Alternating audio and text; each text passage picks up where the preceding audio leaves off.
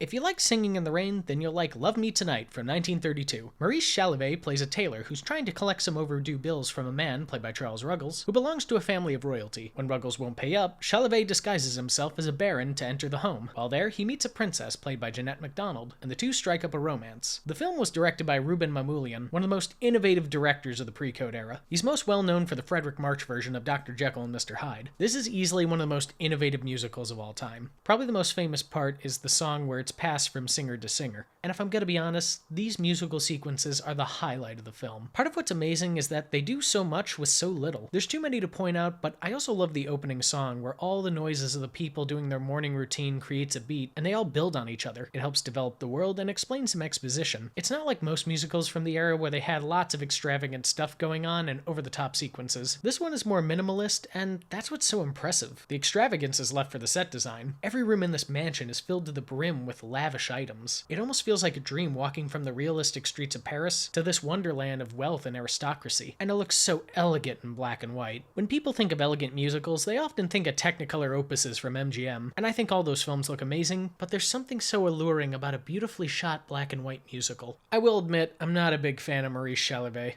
I don't think he's much of an actor, and his singing has not aged well either. But here, Mamoulian guides him into one hell of a charming performance. The chemistry he has with MacDonald is great too. This is one of many films they made together, and this is easily the best. She's someone else I'm not usually a fan of, but here she's able to shine by showing off some of her more comedic chops. She doesn't even have to tell a joke to be funny. There's a part where she doesn't feel well and speaks to a doctor. Rather going into song, the two rhyme together. It's this weird in-between that fits well for this film and is very enjoyable. There's something charming about seeing these two put clever rhymes together. It almost reminds me of witty dialogue. Speaking of which, there are some great witty lines sprinkled throughout the film. I can't think of too many musicals from this era that have this quick wit. And although the main characters are funny, the best comedic performances are from Myrna, and Charles Ruggles. Loy playfully goes against type in this role. Rather than playing a strong-willed woman with plenty of insults, she plays a man-hungry ingenue with a wacky personality. She's constantly changing conversations into talking about men, and it's a riot. I love Loy in the roles she's most famous for, but it's nice to see her versatility in comedy. Ruggles goes against type too as a snarky aristocrat who thinks he's smarter than everyone in the room, but really he's trailing behind everyone else. I especially love when he and C. Aubrey Smith are together on screen. When they argue, it's hilarious. You get a feeling that they've known each other for years, and Smith knows exactly how to put Ruggles in his place. So, if you like Singing in the Rain, then you'll like Love Me Tonight, for its inventive musical sequences, well-done romance, fantastic comedic side characters, and its mesmerizing look.